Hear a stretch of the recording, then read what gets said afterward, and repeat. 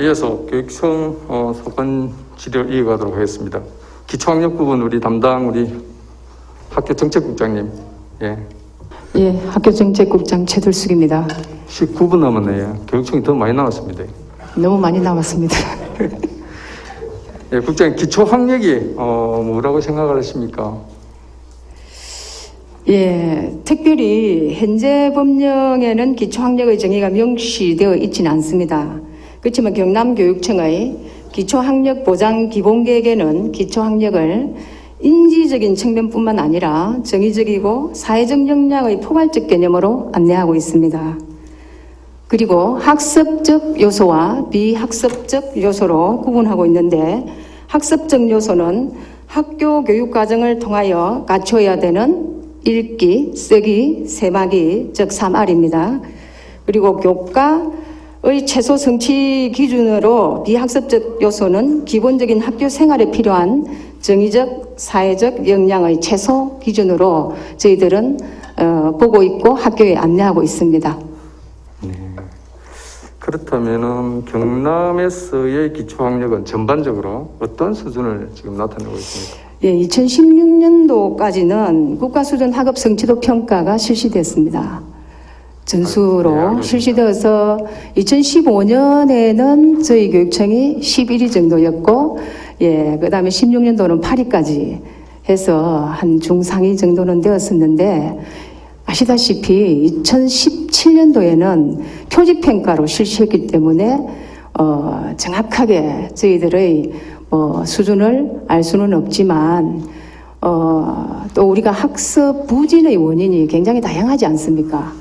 그러니까 그러한 측면에서 개개인의 학습 수준이 낮다, 높다라고 평가는 할 수 없지만, 지금 인지적인 측면의 학력 수준은 다소 떨어지고 있다라고 저희들은 알고 있습니다. 그 인지적인 측면은 이제 학습적인 요소하고 일맥상통한다. 우리 전통적인 학력관입니다. 네.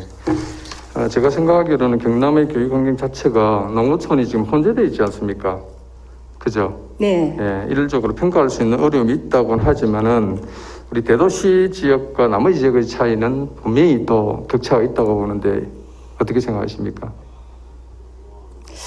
예, 이번에 교육부 전체적인 우리 표집해서 실시했긴 했지만 거기에 3%를 분석한 결과에 의한다면 환경적인 요인이라든지 사회적인 요인을 다 빼고 그 평가 결과에서는 다소 200인 이하의 학교, 좀 작은 학교에서는 성적이 조금 하향을 하고 있다는 걸 알고 있는데, 또 저희들이 두드림 학교라든지 아이들한테 다중적으로 지원하고 있는 기초학력을 올리기 위한 프로그램에는 또 농어촌 작은 학교 학생들이 더 많이 참여하고 있는 그런 실정입니다. 네. 자료를 한번 띄워주십시오.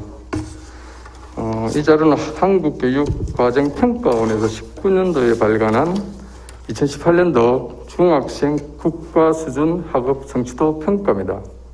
여기 보시면 지역 규모와 학교 규모에 따른 기초학력 미달 수준을 나타내는데, 지금 대도시 전국 평균이 지역 규모로 봤을 때 전체 평균이 37.7, 대도시는 33.2, 엄면 지역은 43.3으로 나타났기 때문에 지역 규모에 따라서도 이 수준 차가 나타난다는 부분이고, 그러면 우리 국장님 이야기했듯이 학교 규모에서도 200명 이하, 저게 지금 보니까 200명 43.3이죠. 400명 이상 되는 학교는 24.6. 그만큼 격차가 큰 대도시과 격차가 벌어져 있다, 이런 내용 같습니다. 그죠? 예. 맞으시죠?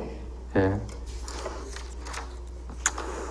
그렇다면 국장님, 기초학력과 관련해 현행 법령에서는 어떠한 것들을 규정하고 있나요?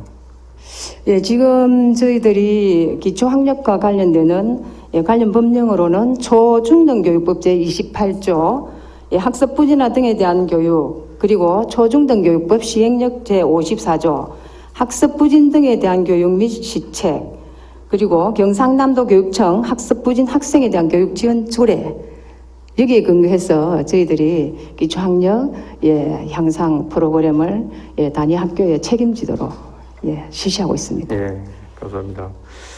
기초학력에 대한 정의가 법적인 면과 우리 학부모들이 인식하는 그런 것과는 좀 다르다고 저는 생각을 좀 합니다.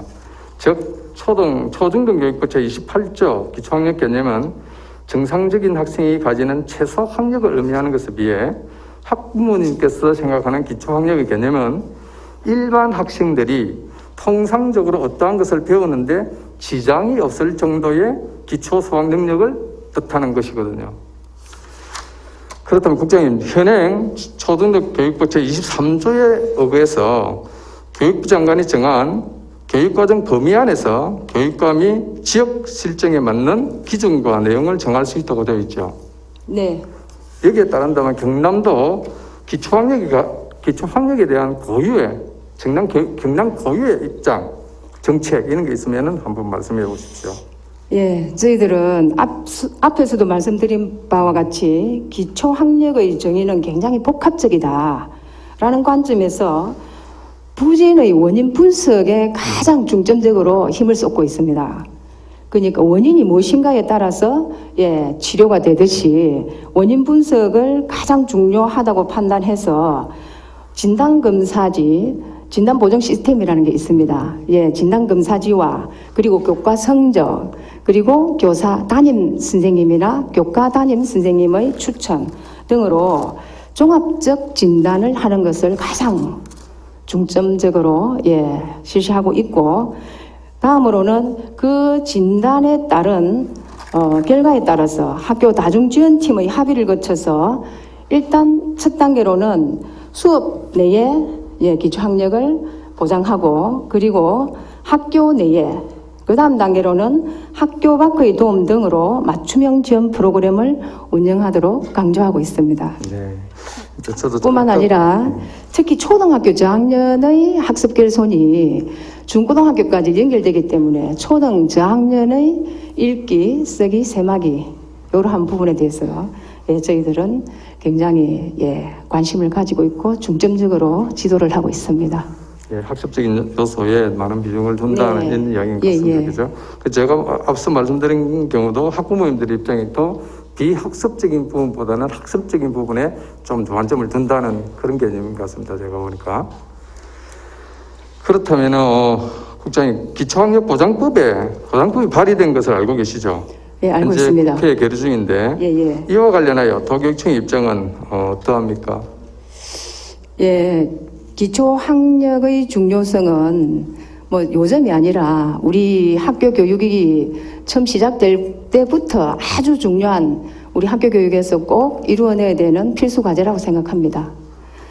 그런데 코로나19로 인해 가지고 우리 학생들이 학습 결손이 생길 것이다라는 염려와, 저는 또 조금 대부분 그렇게 생각하실지 모르겠는데 전통적인 학력관과 그다음에 역량 중심의 미래 학력관이 약간의 갈등이 쭉 있어 왔습니다. 그러다가 이제 코로나19 사태로 인해 가지고 학생들이 자기 주도적 학습 능력 차이에 따라서 학습 결손이 굉장히 심화되고 있다는 것을 굉장히 우려하고 있습니다.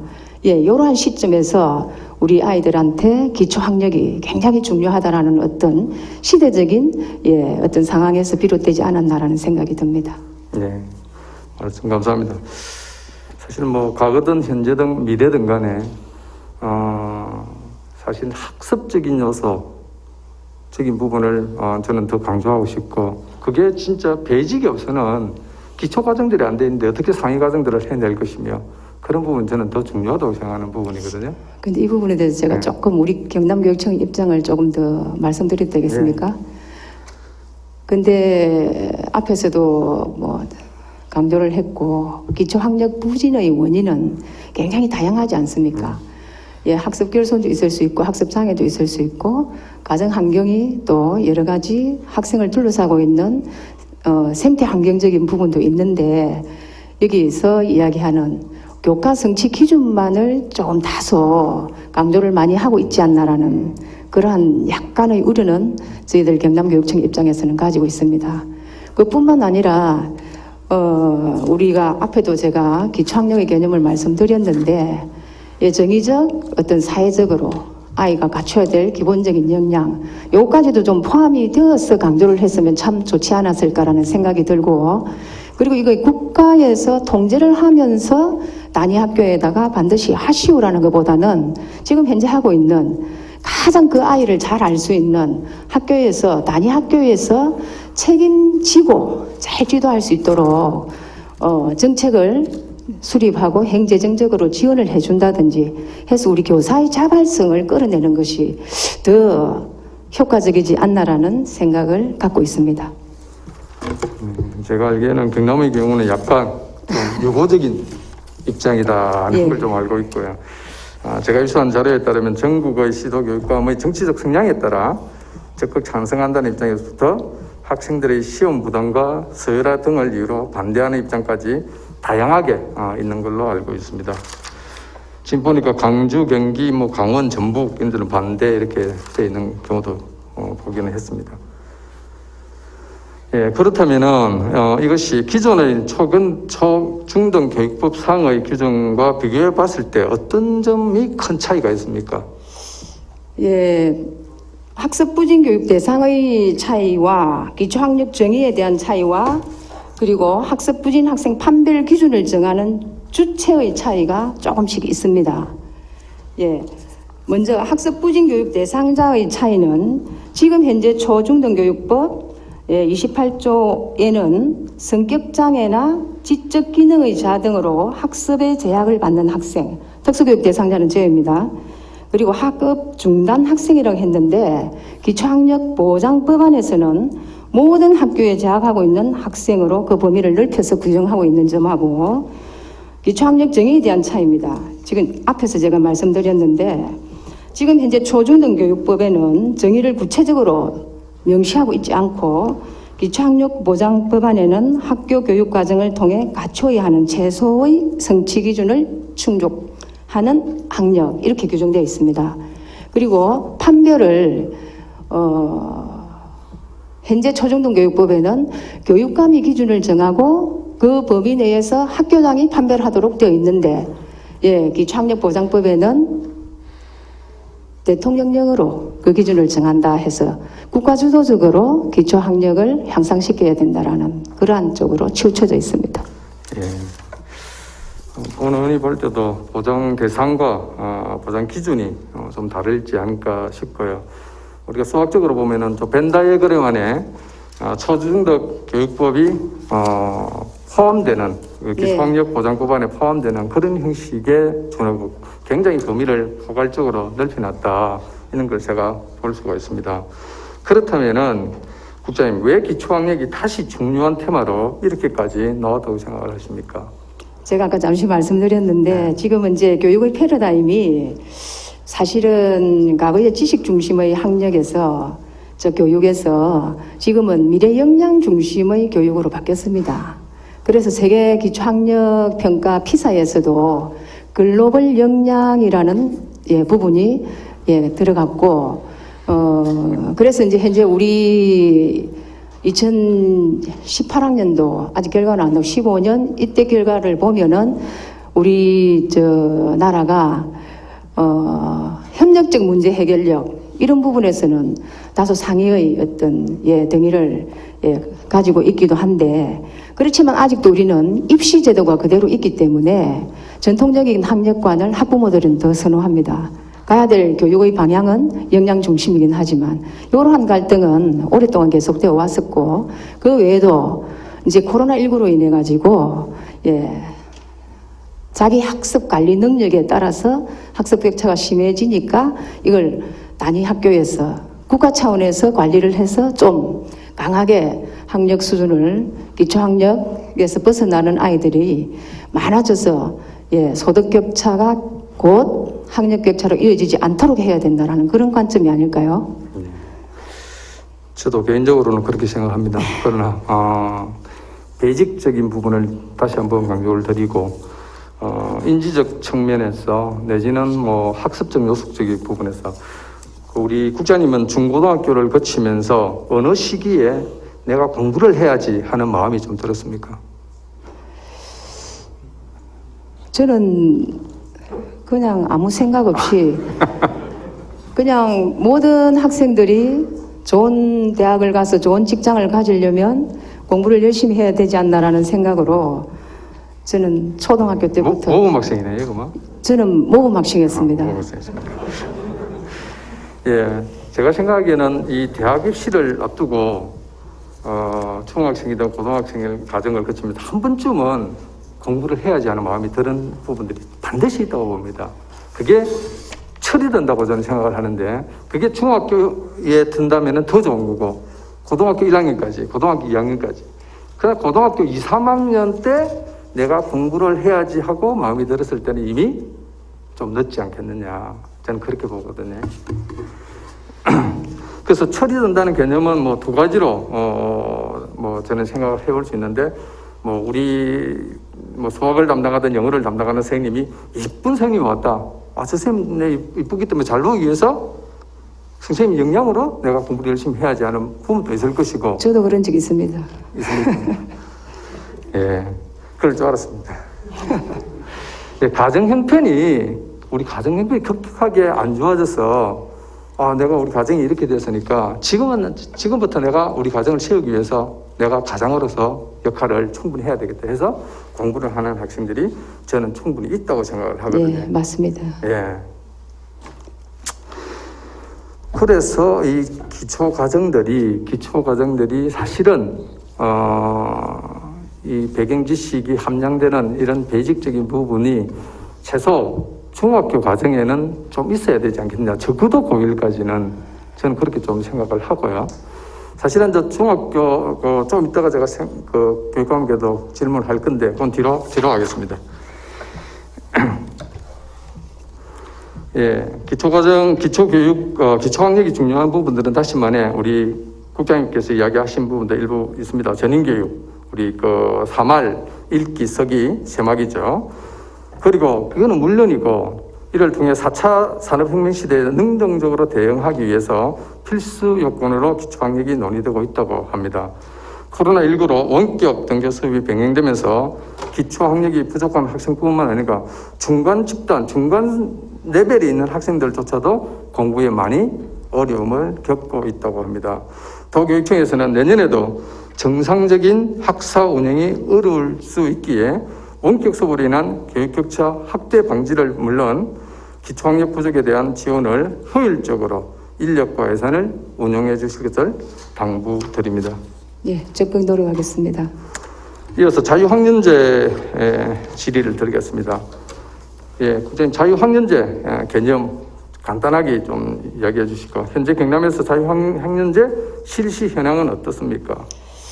예, 자유학년제의 개념에 대해서 말씀드리겠습니다. 자유학년제는 중학교 1학년 노학기 동안 지식이나 경쟁 중심에서 벗어나서 학생 참여형 수업과 과정 중심 평가를 실시해서 학생의 소질과 적성을 키울 수 있는 다양한 체험 중심의 교육과정 운영을 뜻합니다. 그리고 현재 우리 경남은 전체 중학교 1학년 266개 교가 자유학년제를 실시하고 있고 한 학기 더 하는 연계를 하는 학기를 가지고 있는 학교도 8개교가 됩니다.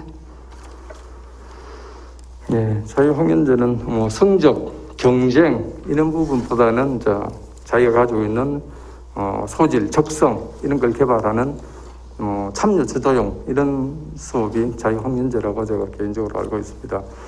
그렇다면 자유학년제 정책 역시 우리 도교육청이 주도적으로 하는 것이죠. 사실은 자유학년제는 전국 4군데를 빼고는 13개 교육청이 전부 자유학년제를 실시하고 있습니다. 그런데 이 자유학년제에서 도교육청의 역할과 지원청의 역할과 학교의 역할은 비중이 다릅니다.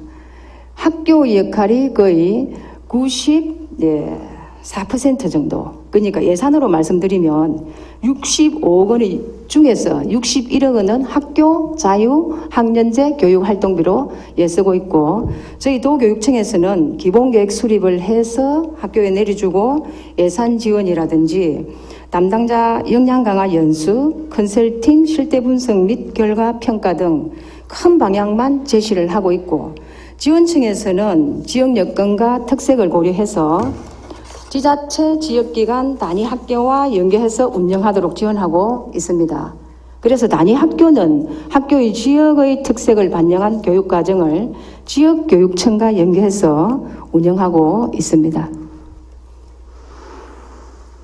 네, 뭐 장점이 많은 반면에 자유학년제는 그 각 교육 주체들의 경제적 배경에 따라서도 이른바 교육에서의 빈익빈 부익부 현상이 좀 심화될 수 있다는 이런 이야기도 있습니다. 그래서 공교육의 위기를 뭐 가속화시킨다 이런 부정적인 의견도 있는데 이에 대해 우리 구형님 생각은 어떠합니까? 예, 의원님께서 잘 아시다시피 자유학년제는 학기제로 출발을 2013년에서 14, 15년은 시범 운영하였고 16년에는 자유학기제를 전체적으로 실시를 하고 또 그걸 충분히 3년 동안 훈련이라면 훈련을 하고 지금 자유학년제로 들어섰습니다. 예, 그런데 초창기에는 학력 간의 이동이 거의 전통적 학력 간에 머물러 있었기 때문에 예, 학력을 염려하는 학부모님들의 민원도 사실 많았습니다. 근데 지금은 대부분 역량 중심의 예, 학습관으로 많이 이동하였기 때문에 또 반면에 저희들도 처음에는 자유학기제 체험 중심 활동을 굉장히 좀 어설프게 했다라고 해서 저희들도 반성을 많이 하고 그동안 세월을 겪으면서 지금은 원래 자유학년제의 어떤 목적, 아이들이 진로 탐색이나 꿈과 길을 잘 찾아서 자기가 앞으로 어떻게 살아갈 것인가를 기반을 닦는 그런 쪽에 충실하기 때문에 학부모 민원은 사실은 거의 없습니다. 고무적입니다. 네. 그래도 계속적으로 노력하겠습니다. 네. 오늘 중등부만 질의를 드렸는데 초등부에 하나 질의를 드리겠습니다. 사실은 우리 초등부 같은 경우에는 무시험이지 않습니까? 지금 현재 초등학교 무시험 제도가 언제부터 실시가 되었나요? 경남에서? 예, 이 부분에 대해서 2015년부터 무시험 제도가 아니고 수시 과정 평가로 예, 평가의 개선을 우리 지금 박종훈 교육관님께서 역량 중심의 교육관을 가지고 수업을 좀 바꿔야 되는데 계속해서 지식 중심으로 예, 평가를 하다가 보니까 선생님들도 계속해서 가르치는 게 과거에 머물러 있어가지고 아이들의 역량을 기를 수 있는 기회를 놓치는 게 너무 안타까워서 안 되겠다. 평가를 좀 개선해서 아이들이 평소에 학생 중심의 수업이 이루어지는 속에서 아이들과 어떤 반응을 하고 어떤 게 강점이고 약점이고 이러한 부분을 그때그때 수시로 평가를 하는 거지 무시험은 아닙니다. 예. 일단 거기에 대한 뭐 성과나 문제점, 부작용 이런 부분들은 뭐 부족한 자료라든지 이런 부분들은 도교육청에서 지금 없는 걸로 알고 있는데 혹시 그에 관해서 뭐 예, 어떤 뭐 전체적인 전수조사를 했다든지 하는 그런 건 없지만 단위 학교에서 이제는 수업의 개선이 엄청 많이 일어나가지고 학생 중심의 배움 중심 수업으로 바뀌어져서 배움 중심 수업이 아니고 선생님 중심의 수업이면 기록할 게 없습니다. 즉 수시로 평가할 게 없습니다. 그러나 예, 아이들한테 프로젝트 학습을 시킨다든지 거꾸로 학습을 시킨다든지 토의 토론 학습을 시키다 보면 아이들이 그 속에서 어떤 예, 반응을 어떤 태도로 어떻게 잘하고 못하고 하는 부분을 저절로 평가하게 되어서 교실 수업 개선이 많이 이루어져서 학부모 만족도가 굉장히 높습니다. 예. 일단 뭐 역량 강화라든지 그런 부분도 충분히 인정을 하겠습니다. 그러나 단 뭐 2년 전에 우리가 테스트를 했을 경우에 뭐 과정들이 그다지 나빴다 그렇게 또 평가하는 부분들이 지금 없지 않습니까? 예를 들면은 성적 유지에 경쟁 유지에 서열화 이런 부분들을 금지하고자 이런 부분들이 사실은 장점보다는 단점이 많다는 취지에서 이런 결정들을 하지 않았나 싶은데 저는 개인적으로 봤을 때 초등학생들의 그 테스트를 해서 100점 만점에 예를 들어 100점을 30% 주고 90점을 20% 주고 80점을 20% 줬을 때 그러면 80점 이상이 70%가 됩니다. 그죠? 그럼 30%가 80점 미만으로 선생님이 출제 의도만 가지면 충분히 출제를 할 수 있다고 저는 생각합니다. 그렇게 되면 우리 학생들이 충분한 동기부여도 갈 수 있고 학부모들 만족할 수 있는 부분들도 분명히 있을 텐데 제가 우리 여기 오늘 와서 보니까 시험이 없다는 걸 알고 왜 그랬지 이런 생각을 좀 하게 됐습니다. 거기에 대해서는 어떻게 생각하십니까? 예, 뭐 우리 아이들의 학업 성취도를 높이기 위해서는 세분화시켜서 성취 기준을 만들면 참 효과가 있다는 것은 뭐 위원님께서도 잘 아실 겁니다. 그래도 지금 현재 필요로 하는 거는 아이들이 미래 핵심 역량을 길러주는 것이 답이기 때문에 조금 미래 핵심 역량에 대해서 제가 조금만 말씀드리면 지식 정보 처리 역량이라든지 아니면은 누가 가르쳐 주지 않아도 자기 스스로 자기 관리하는 역량이라든지 그 다음에는 그 외에 창의성 역량 그 다음에는 심리 감성 역량이라든지 관계성 이러한 부분은 우리가 교실 안에서 선생님이 가르치면서 받아들이기만 해가지고는 절대로 길러질 수가 없는 부분입니다. 그래서 거기에 맞춰서 평가도 초등학교 때부터 서열화시켜서 잘하는 사람은 좋겠지만 못하는 친구들은 낙인 효과가 찍힌다든지 자기 스스로 자존감이 낮아서 그것으로 인해 가지고 중학교, 고등학교 성인이 되었어도 기죽으면 안 되지 않겠습니까? 그래서 초등학교 때는 충분히 잘 노는 아이가 잘 큰다라는 어떤 그런 기조처럼 충분히 자기가 잘 할 수 있는 부분이 뭔가를 실제적으로 경험하면서 느끼도록 해주고 수시로 평가해주는 게 적합하지 않겠나라는 생각을 하고 있습니다. 저도 한 곳에 꽂혀가지고 계속적으로 이야기하는데 배경 지식, 이코르 베이직 이런 부분들이 바탕되면은 국장님이 이야기하시는 역량 강화 이런 부분들은 충분히 가능하다고 저는 판단이 되고요. 일례를 들어서 초등학교 시험을 보지 않는데 중학교 가면은 시험을 보죠. 1년에 4번의 중간기말을 보게 됩니다. 예. 그 보게 되는 이유가 어째서 그 4번의 시험을 본다고 생각하십니까? 국장님 혹시 4번의 시험을 개인적으로? 보는 이제 그거 말씀드리기 전에 제가 앞에 역량을 강조하고 수시 과정 평가만 강조를 하다 보니까 아이들의 기초 학력에 대해서 좀 무심한 듯 해서 우리 초등학교에 교실 안에서 아이들의 기초 학력을 놓치지 않기 위해서 협력교사제를 실시하고 있습니다. 그러니까 아이들이 교실에서도 수준이 차이가 나기 때문에 그 눈높이에 맞춰서 가르칠 수 있도록 우리 경남에서는 협력교사제를 해가지고 초등 1, 2학년 때 국어 시간하고 수학 시간에 아이 수준에 맞춰서 선생님이 2분이 들어가십니다. 그렇게 해서라도 기초 학력을 놓치지 않으려고 애를 쓰고 있고요. 이제 지금 우리가 중학교 2학년부터는 중간 기말고사를 옛날처럼 치고 있는데 그것은 아직도 고입이라든지 대입이 그대로 존재하기 때문에 그렇지 않겠습니까? 그게 답입니다. 그럼 초등부도 중학교 하니까 고등학교 하니까 초등부도 연계시켜서 하는 것이 어떻게 보면 마땅하지 않겠느냐. 학습적인 요소와 비학습적인 요소를 많이 가미해서라도 그게 단답식으로 하는 부분의 테스트가 아닐 수도 있거든요. 맞습니다. 그 중학교 같은 경우는 뭐 1년에 4번을 시험 치는데 1년에 4번 시험 치는 거하고 답을 안 해서 1년에 1번 시험 치는 거하고 어떤 결과치가 나올 것 같습니까? 아무래도 지필고사에 약해지겠죠. 그렇지만 예를, 또 그 부분에 대해서 꼭 시간을 정해놓고 일제로 동시에 똑같은 문제를 가지고 시험을 쳐서 서열화시키는 것의 의미가 과연 대입이나 고입이 없다면 그렇게 클까 싶은 생각을 사실은 하지만 지금 현실적인 것을 무시할 수 없기 때문에 그 부분도 저희들이 충실히 하려고 노력하고 있습니다. 저는 개인적으로 생각하기에 지필고사를 치르는 자체는 물론 고입과 대입이라는 부분들이 있지만은 이거는 기초학력과 굉장한 연관이 있다. 왜냐하면은 전체 교과서가 1P부터 200P까지 있다고 가정했을 때 한 번의 시험에 50P씩 세계적으로 치어갔을 때 한 번 시험 치는데 우리 학생들이 몇 번 정도의 반복 학습 피드백을 하느냐면은 최소한 제가 보기에는 3번에서 5번 정도의 피드백을 합니다.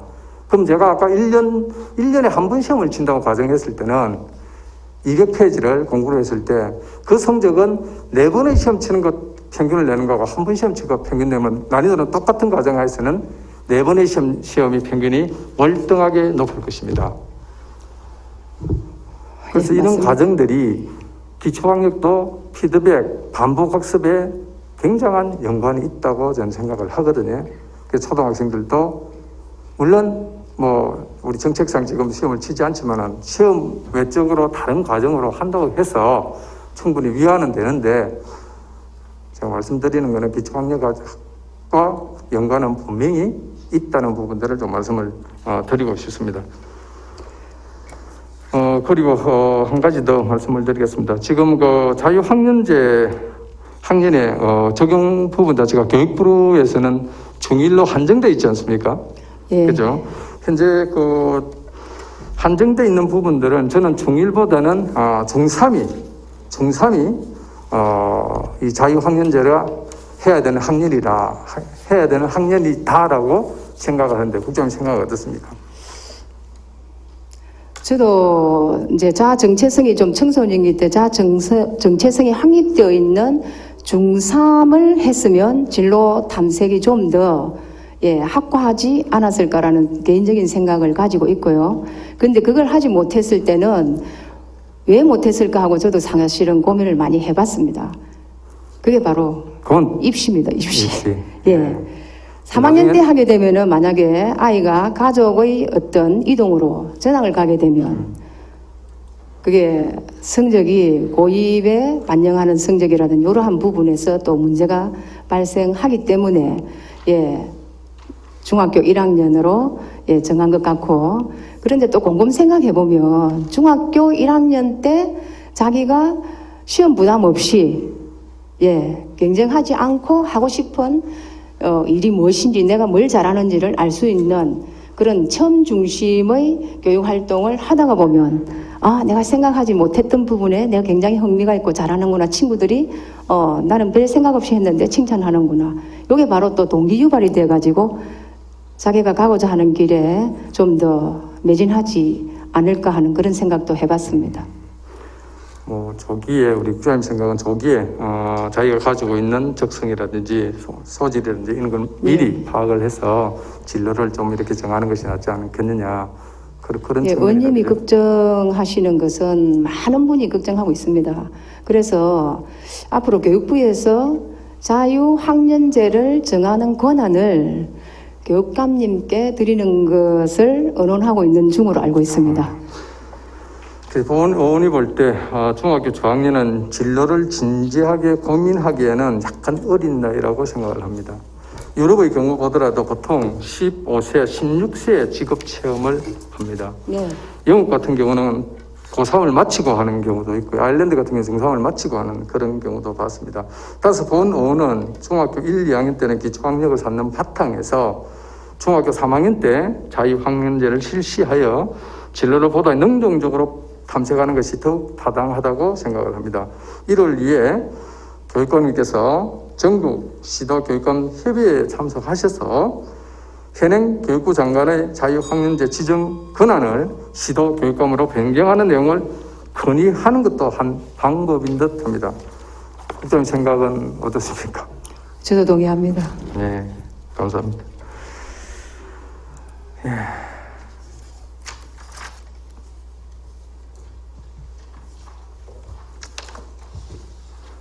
시간이 한 5분 정도 남았는데 질의할 게 좀 있는데 막바로 국장님보다는 제가 교육감을 모시고 잠깐 할애를 좀 할까 합니다. 수고하셨습니다. 감사합니다. 행정국장 정창모입니다. 순간적으로 억수로 좋았었는데. 국장님, 신문지상에 지금 많이 나왔던 부분인데 사성 1초, 사성 1중, 양상 특성화고등학교 간략하게 빨리 좀 답변을 좀 해주십시오. 그 사성 1초등학교 같은 경우는 그 의원님께서 아시고 계신 대로 2022년 9월 개교로 해가지고 집중적으로 지금 추진을 하고 만에 하나 이제 그 부분에 좀 이렇게 사실은 수용 계획상 어려움이 있을 때는 그 부분도 저희들이 기본적으로 그 상황에 맞게 대응해서 학부모들이 사전에 그 분양 공고 이런 쪽에서 저희들이 안내해가지고 사전에 인지하실 수 있도록 그렇게 하겠습니다. 예, 문제 해결은 문제를 인식하는 데서 출발을 한다고 그렇습니다. 생각합니다. 예. 따라서 이 세 학교 외에 지금 남아있는 학교가 정산중학교 곧 예. 뭐 도래되지 않습니까? 예, 정부에. 그렇습니다. 예. 이거를 반면교사 교을 삼아서 착실하게 준비를 해서 또 이런 누를 범하지 않도록 좀 해주시면 감사하겠습니다. 예, 그리 준비하겠습니다. 예, 구점 수고하셨습니다. 예, 저희들 답변 시간은 이제 저 계산되는 시간에 포함이 안 되기 때문에 예, 아까 학교정책국장의 답변에 이어서 제가 한 말씀만 더 예, 드리겠습니다. 알겠습니다. 초등학생들이 저희들은 시험을 안 치는 것이 아니고 과정 중심으로 해서 수시로 시험을 칩니다. 그래서 횟수로 치면 한 학기에 한 10번쯤 시험을 치는 게 이제 초등학생입니다. 물론 이것은 똑같은 시험을 가지고 일제히 치는 그런 시험은 아니라는 것은 맞습니다. 2025년이 되면 대한민국 모든 고등학교가 고교 학점제가 도입이 됩니다. 대학에서 우리가 과목을 지가 선택해서 듣는 것처럼 그렇게 선택을 하고 거기에는 평가도 절대평가로 평가가 이루어집니다. 이제 그렇다 보면 대한민국 똑같은 한 고등학교 학생도 배우는 과목이 다양하게 서로 다르고 평가가 절대평가로 이루어지는 그런 속에서는 고교 학점제가 전제가 되는 대학 입시 제도가 이른바 학생부 위주 전형으로 가는 것이고, 기존에 우리가 똑같은 일제식 시험을 쳐서 대학을 가는 것이 수능 위주의 전형, 이렇게 두 전형의 흐름이 두 개가 만들어지는 것입니다. 이제 의원님께서 중학교의 자유학년제에 대해서 어떤 학력의 문제나 이런 것을 우려하시는 것에 대해서는 뭐 저도 공감하면서 오히려 자유학년제가 3학년이 되었으면 좋겠다는 건 100% 동의합니다. 그러나 고등학교 입시 때문에 이게 중3이 자유학년제로 갈 수 없는 한계가 있지 않습니까? 그래서 저희들이 이야기하는 초등학교 학생들의 과정중심 수시평가는 중학교의 자유학년제로 이어지고 고등학교의 고교 학점제로 이어지는 큰 정부 정책의 흐름이라는 말씀을 제가 함께 드리면서 학부모님들의 우려를 저희들이 모르는 바는 아닙니다만 이제는 내 아이가 수학을 몇 점을 받았고 몇 등을 했느냐라는 것보다는 우리 아이가 수학이 3월 달에는 덧셈 뺄셈만 할 줄 알았는데 6월 달에 가서는 곱셈도 하게 되어지고 이제 2학기에 가서는 나눗셈을 이 아이에게 가르치는 것이 필요하다는 이런 쭉 한 아이의 성장 과정을 제대로 평가하고 기록하는 이것이 앞으로 저희들이 봤을 때의 교육 과정에 더 맞다고 판단해서 이제 전체적으로 그렇게 바뀌어 나가는 것에 대해서 이제 학부모님들이 단순하게 내 아이가 몇 점이고 몇 등인가라는 데 대한 어떤 궁금증, 이제 이런 것의 해소가 안 되는 그 우려입니다만 저희들이 설득해 나가면서 앞으로는 그렇게 나아가는 것이 맞다고 국가도 판단하고 있고 저희들도 그렇게 판단하고 있습니다. 네. 끝났습니까? 예, 죄송합니다. 말씀드리겠습니다. 연상선상에서 자유학년제, 중1에서 중3으로 가는 부분은 우리 교육감도 찬성을 하는 의미인데, 이건 교육감 찬성한다고 해서 이루어지는 것도 아니고, 교육부 장관의 부분에서 이루어지는 부분이라서 일단 건의를 해 주십사 하는 부분을 부탁 다시 한번 드리고, 예, 공감합니다. 진정 중3이 안 되는 이유는 교육감이 생각하기에 어떤 이유에다 잠깐 이야기하셨는데 대학 입시 때문이라는 부분도 고입 때문에 그랬다는 부분들인데 다시 한번 그 부분에 대해서 이야기를 좀 해주시죠. 중3이 안 된다는. 학생들의 진로, 진학 또는 직업에 대한 탐색, 체험 이런 쪽이라면은 저는 당연히 그 중학교 3학년 학생 적어도 우리 나이로 해서 16살쯤 되는 아이들에게 맞다고 보는데 이제 고등학교 입학 시험이 있기 때문에 중학교 3학년에서 자유학년제를 시행하는 것은 저희들이 물리적으로 불가능합니다. 그러다가 보니까 어쩔 수 없이 1학년으로 내려올 수밖에 없는 그런 점이 있다는 말씀입니다. 그럼 제가 대안을 하나 제시를 하겠습니다. 초등학교를 졸업한 이제 초등학교 졸업가 중1이 되지 않습니까? 프레시맨이 되지 않습니까? 그러면은 뭐 프레시맨으로서의 내가 중학생이 됐기 때문에 이제 공부를 해야지. 학습적인 부분에 조금 더 강조를 하겠습니다. 그러면 이제 뭐 초등학교를 졸업했으니까 초등학교 이제 틀을 벗어나서 이제 중학교가 된다는 개념입니다.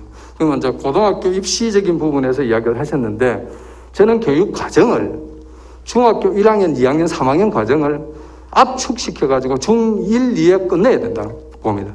물론 학력 연령도 나중에 뭐 5분 발의를 제가 다음에 할지 모르겠죠. 학력 연령도 좀 낮춰야 된다고 생각하지만은 중1, 2에 끝내고 중3 가서는 두 가지 형태를 가져가는데 중상위권에 있는 학생들에게는 우리 경남도에 있는 학생들이 다른 대도시와의 학생들하고 경쟁하기 위해서는 중3 과정에서 중1, 2 과정은 중3에서 이미 중1에서 끝났기 때문에 중3은 중상위권에 있는 학생들은 선행은 못하지 않습니까? 지금 현재 우리 규정상에 심화학습을 시켜서 대도시권 학생들하고 경쟁할 수 있는 고등학교 갔을 때 그런 과정들을 시켜줘야 한다고 보고 중하위에 있는 애들은 진짜 베이직적인 중3임에 불구하고 중1 리딩 안 되고 영어 책 리딩 안 되고 셈 수학 부분에 중1 실력도 안 되는 애들이 다수 저는 있다고 봅니다.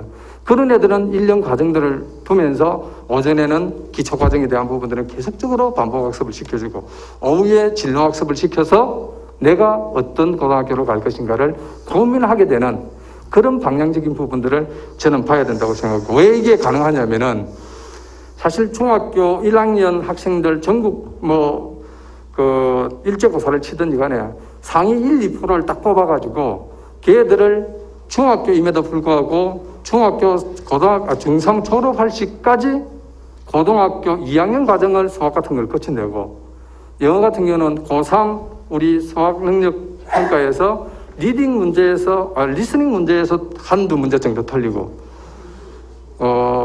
리딩 부분에서는 최소한 70점 정도 실력으로 만들어낸다면 얘들은 과거에 어떤 학교를 갔냐면 특목고를 가게 되었습니다.